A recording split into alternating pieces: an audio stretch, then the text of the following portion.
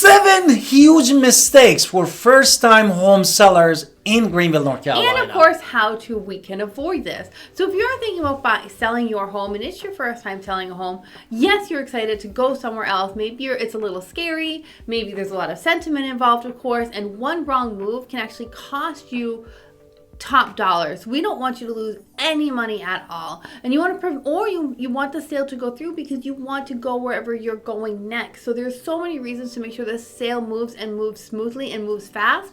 So that is what this video is really for. And we are Alan and Victoria. We are real estate agents in Greenville and Winterville, North Carolina, and we've helped countless people sell their homes, buy their new home, and they get top dollar for their home because we have seen the same mistakes over and over again, and you do not want to make these 7 mistakes.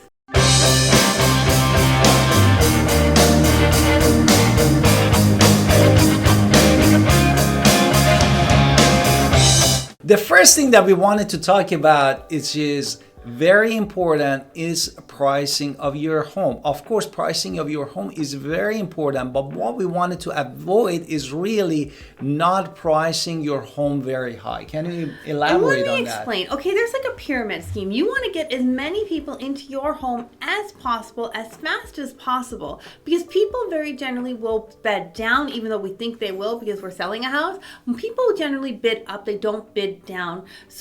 And generally speaking, you have to understand consumers are this way. We're going to, pay more for something, but when we're paying less, we suddenly start.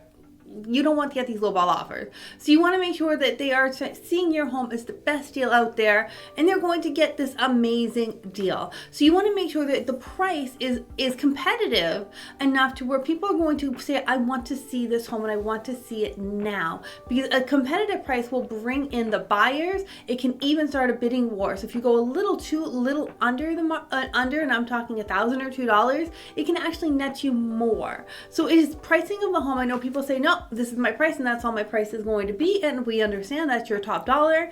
But if we want the home to sell and we want to sell it at the competitive and get the most money, sometimes price is the biggest thing to discuss because nobody likes to bid down. They tend to bid up. So we rather get those people who are going to bid up at the right time.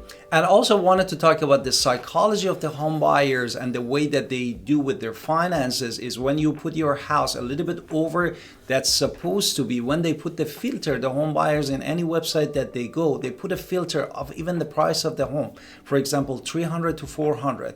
And you don't want your house to be left out in that filter window that they put because they cannot find your house, and pretty much your house get overlooked. And this is what we wanted to avoid, this mistake. The second mistake that we wanted to make sure is ignore the honey-do this list. Yeah. So this is like that leaky faucet, that hole in the door that needs to get fixed, the chip that's painting, the door handle. You know that they need to get fixed, so it is time to fix them before you list your home, because buyers notice everything and they will make a big deal out of a very little problem. So they're going to assume your house has a lot of problems if they see that paint is chipped, because now they're thinking, oh, there might be mold under there. Why didn't they paint it? They have all of these hidden thoughts that you don't see. So I would make sure that we are all those, honey, we should take care of this list, gets done. Exactly. You want to add anything else?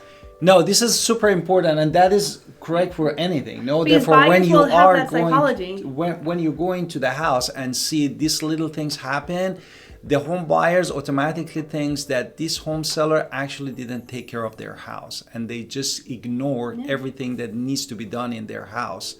And you don't want to give that impression to the home buyers. The third thing that we wanted to talk about, jumping very quickly on the first offer that you get on your house. Of course, it depends on your situation. Maybe you are moving to another state or going somewhere you are really in a time crunch and you wanted to do something fast. But what we wanted to do is what? Make sure that you have a time limit to where you're at least going to think about it. So it's not going to be you jump on that first offer. Maybe you have a 72-hour, 3-day window that you're going to be before you accept any offer. And you tell people that right up front. And it gives buyers to see, it gives you enough time for all the other people who might be putting in a home to put in the best offer. Exactly. And also I wanted to mention here also, you need to ask your agent to read your offer very carefully, because you don't know beside the price what inside of that offer, is there any addendum, anything that might avoid you to get the top dollar for your house. Now, on the other side, number 4 is the opposite of what my husband just talked about in many ways, because it's not responding to the offers fast enough. Buyers do not want to wait forever. Every offer has an expiration date. So if you hold on to an offer too long because you are wishing for something else, but then you could lose a great buyer who wanted to buy the home and let you get where you're trying to go because you ignored the offer for too long. So again, make sure you tell people when you're making that decision, how long you're going to take it to make a decision, and keep people upfront and honest. This way everybody stays in the game as long as they possible, because you don't want the person who did pretty much what you wanted going somewhere else, and then you've lost that sale altogether, and now we have to wait until another person shows up.